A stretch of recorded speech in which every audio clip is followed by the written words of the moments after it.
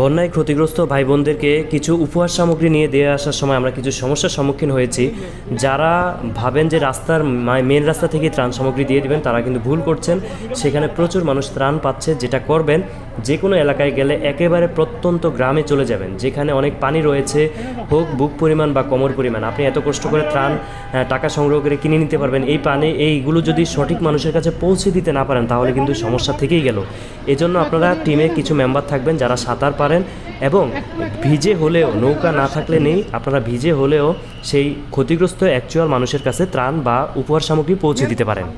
পানিতে যখন আপনারা হাঁটাচলা করবেন, অবশ্যই জুতা পায়ে দিয়ে হাঁটাচলা করবেন। আমাদের টিম মেম্বার একাধিক জুতো না পায়ে দিয়ে বের হওয়ার কারণে তারা পায়ে সমস্যা হয়েছে।